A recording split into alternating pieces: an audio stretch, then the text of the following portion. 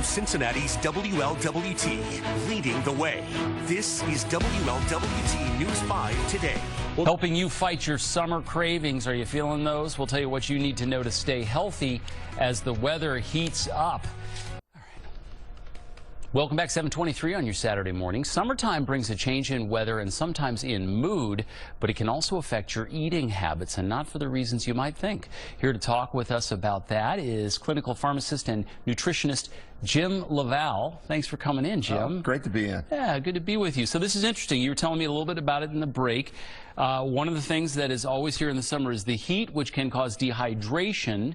And apparently in the brain, the part that says we're dehydrated and the part that says we're hungry are very close together. Yeah, they're actually the same spot. So you may think that you're hungry, and actually what you need is you need a little bit of water. So, one of the big things that we fall prey to, especially in humid weather and hot weather, and I know as a former Cincinnati, native, it can get hot here. Oh, you're darn right. You can sweat a lot, and you may not realize you got to rehydrate in order to reduce your cravings for things like chips and other salty foods. So, because the big thing we worry about is taking in too many carbohydrates, which of course is now being shown to be the real central problem for obesity and diabetes. Is that right? It's the carbohydrates. It's the carbs and the sugar, yeah. So we eat these bagels at breakfast and we think we're doing good, but there's enough carbohydrates in that that's all you should take in during the course of the day from your source from grains. Oh, I love my bread too. So many people do. So your brain says, hey, we're sending a signal. You think I'm hungry for something salty, maybe a chip, but really you need water,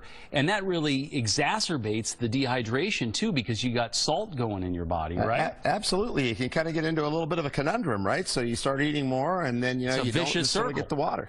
Yeah. All right. So we got to remember to intake a lot of water. We got to make sure to cut our carbs. What do you suggest eating instead? Well, there's some great strategies. You can add fiber. So things like chia seeds are real popular now. You can add them into either, maybe if you're doing a protein smoothie, something like that.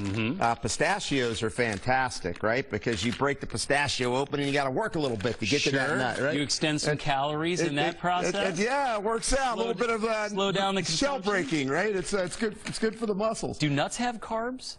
Nuts have a little bit of carb in them, but they're mainly fat and protein. So the big thing with them is fat and protein. Great source of minerals. This is a very novel product called Phase 2. It's a white kidney bean extract that's been studied. Actually, researchers got published from UCLA showed that when you took Phase 2, it would reduce the amount of carbohydrate absorption, lower your blood sugar level, and then allow you for better weight loss and managing your weight loss even after you stop taking it. So that sounds like a supplement you're really behind. I think it's a very solid product. It's very interesting. I've written 20 books about dietary supplements. I like when good research comes out and there's an evidence-based product out there to help consumers, especially when it's with weight loss. Okay, last question, so we got to go. What about Gatorade? Yes or no? Well, I think too much sugar. The research would say too much sugar on Gatorade alone, and actually try to look for those replenishment drinks that have some carbohydrates and protein. Dr. Ivy from University of Texas showed that a 2-to-1 ratio of carbohydrates to protein for your replenishment drinks is probably going to be ideal, unless you're like an 18-year-old athlete. Then they say 4 carbohydrates to 1 protein. Okay. Well, I'm certainly not an 18-year-old athlete. Me neither. Jim, thanks so much for coming in and talking to us.